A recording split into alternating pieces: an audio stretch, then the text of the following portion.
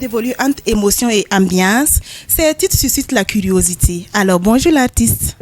Bonjour, mademoiselle Toé.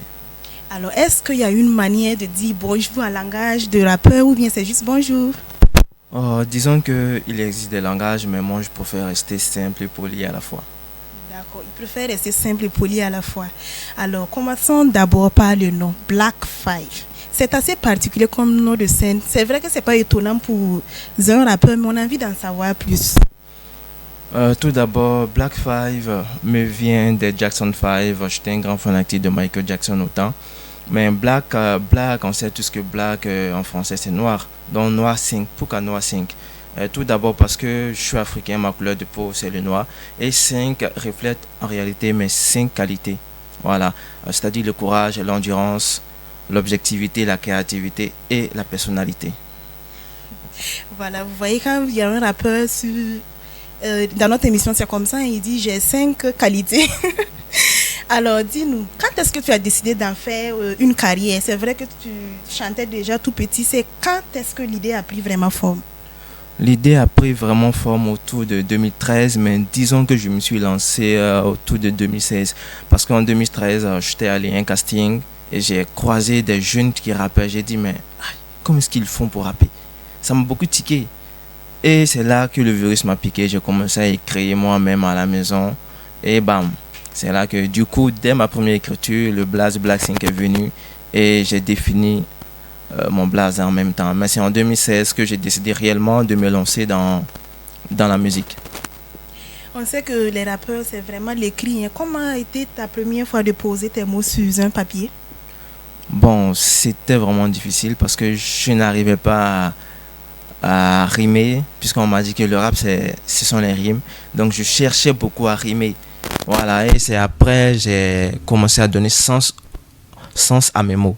Parce que on m'a dit, si tu veux rapper fort, il faut faire des punchlines.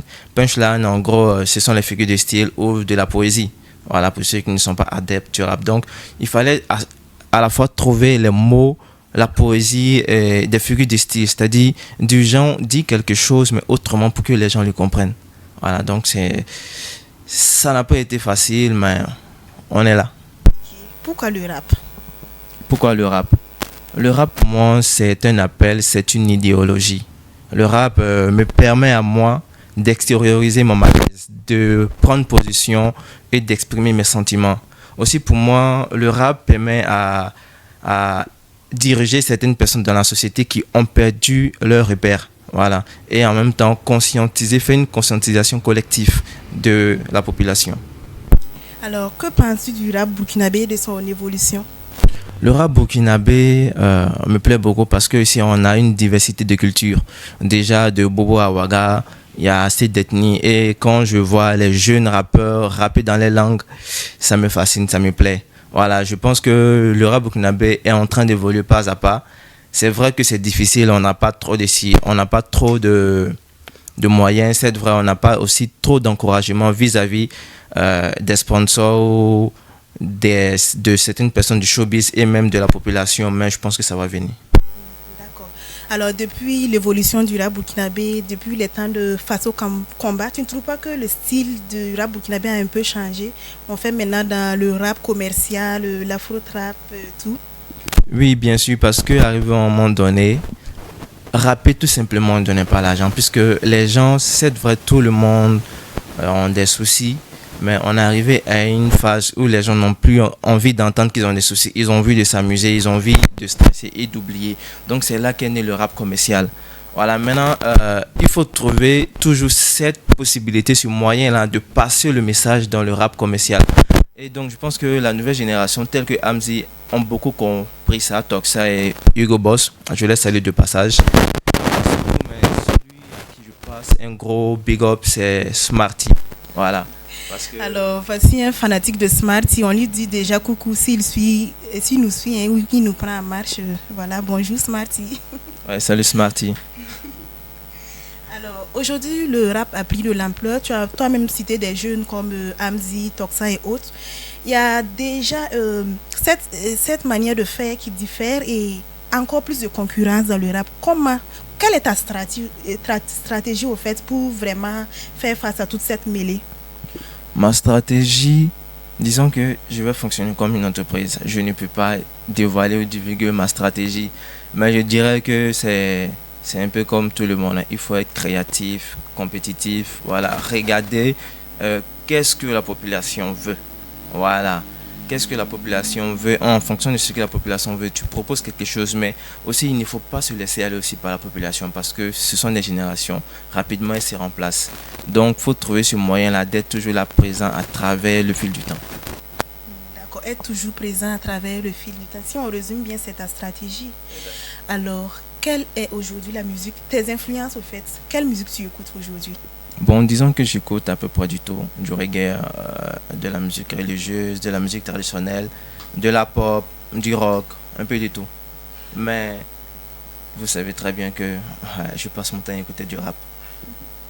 Alors, on a appris dans les coulisses que quand tu étais jeune, tu aimais plus les musiques religieuses. Pourquoi tu n'as pas continué dans cette lancée? Maintenant, tu chantes. On entend souvent dans tes sons, et la femme a fait ci, le matérialisme, elle est ci, elle est ça. Pourquoi tu n'as pas continué au fait dans la musique religieuse? Bon, tout d'abord, je n'ai pas continué dans la musique religieuse parce que c'est comme je te dis, le rap c'est un virus qui m'a pris. Chanter n'était pas mes ambitions, mais du jour au lendemain, je me suis retrouvé à rapper.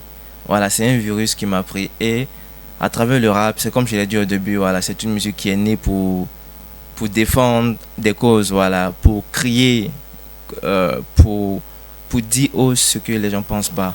Et à travers le rap, tu arrives à t'exprimer facilement. Voilà, tes émotions, que ce soit tes peines, de la colère, des rancœurs, facilement à travers les écrits du rap, elles sortent. Parce que en réalité, le rap est né pour dénoncer quelque chose. Voilà, donc autant tout le monde a des difficultés, hein, bien dans la famille, financière ou autre.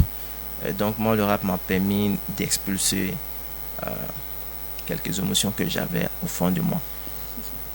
Alors, on a envie de te demander, tu dis le rap, c'est une doctrine qui me permet d'expulser mes sentiments, voilà. Avec quel artiste rappeur burkinabé tu as envie de vraiment t'exprimer librement comme tu le dis? Avec quel artiste burkinabé? Tu as dit, mais c'est évident, Smarty. Oh. Bon, en fait, on va vraiment lancer ce cri de cœur à Smarty. Voilà, un fanatique sur le plateau aujourd'hui. Alors, juste un mot à l'endroit de Smarty ou de ses fans qui pourraient lui transmettre le message. Le message que je pourrais lui lancer, c'est de continuer ce qu'il a commencé. Depuis 2013, lorsque je commençais, je l'ai connu avec le groupe YLM. Et sans te mentir, je ne savais même pas qu'il était du Burkina Faso. Voilà, j'ai vu un son et dit, mais ces gens-là rappent bien. Et c'est arrivé au Burkina ici en 2014 que j'ai su que réellement Smarty c'est un Burkinabé. Il dit, donc il y a un rappeur comme ça dans mon pays. Donc il faut que moi je sois comme lui. Et peut-être même le dépasser. Wow. C'est ça qu'on appelle avoir des ambitions. Alors, dans toutes tes réponses, on voit que tu es un peu attaché à ton Burkina, ainsi je peux le dire, la culture burkinabé, voilà. On a envie de savoir quel est le rôle de cette musique burkinabé dans ton travail actuellement. La musique burkinabé, disons que je suis beaucoup un homme de culture, voilà. Dans toute chose qu'on le fasse, dans toute chose qu'on va entreprendre, il ne faut pas écarter le volet culturel parce que c'est à travers cette culture-là qu'on arrive à s'identifier.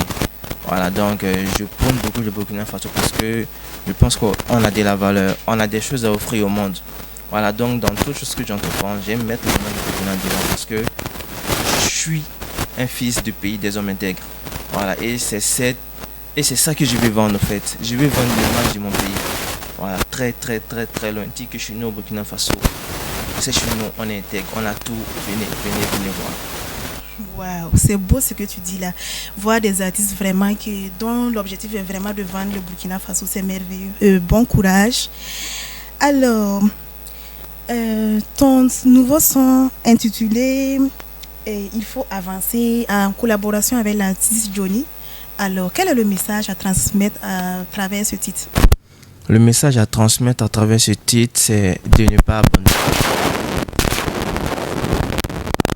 C'est dur. Même quand l'horizon est noir, lorsqu'on ne voit rien, il faut continuer à avancer. Voilà. Ce titre, en réalité, parle de moi, puisque lorsqu'on écrivait ce titre, on a beaucoup réfléchi, on a décidé de parler de ce que j'avais vécu ou de ce que je vivais. Voilà, donc à travers ce titre, je lance un cri de cœur, un cri d'appel à ces jeunes-là, eux-mêmes aux personnes âgées qui ont perdu espoir de ne pas abandonner, parce que c'est lorsqu'on abandonne réellement que le combat est terminé. Voilà, sinon, lorsqu'on a la force de continuer, il faut toujours le faire. Même si on n'en a pas la force, il faut trouver la force, au fait, de continuer. On sait tous que c'est difficile. Souvent, il n'y a pas le moral. Le mental est à plat. Ça, on le sait. Voilà, d'autres sont amenés à se suicider, mais c'est de leur demander de ne pas lâcher. Voilà, de ne pas lâcher prise. Alors, on imagine comme un jeune artiste comme toi, il y a sûrement des projets en cours. Oui, bien sûr, j'ai plein de projets en cours. J'ai quelques featuring avec des artistes du pays comme des artistes à l'extérieur.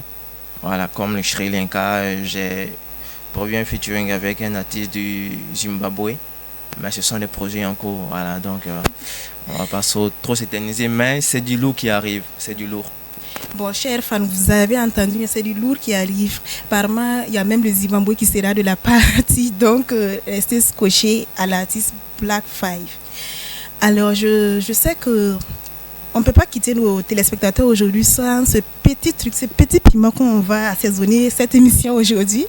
Alors, l'artiste, j'imagine que tu sais de quoi je parle. Ah bon? Vas-y. Le truc, quand vous faites ça. Donc, c'est ça on veut, quoi. Freestyle, quoi. Ouais. D'accord, sans souci. Donc, on va essayer. Je peux? Ok. C'est une improvisation. On va faire un truc. Ah. On est dans la capitale quand il arrive. On est garçon, pas pète de la vie. Ah. Un big up à tous les grouillets que je connais. De la Côte d'Ivoire au Burkina, ben je vous salue. On ne dort pas, on est toujours éveillé. Somnambule, nous on travaille dans le sommeil. Trop de projets dans ma tête, comment réaliser. En réalité, c'est ça moi mon gourmet. Yeah, merci. C'est ça, lui, son gourmet. Alors, chers téléspectateurs, c'était l'émission à la star. Bon, chacun a son boulot.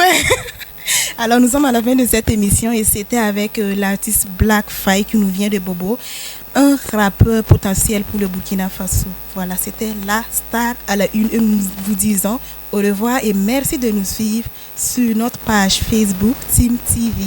Allez, bye bye. Bye bye.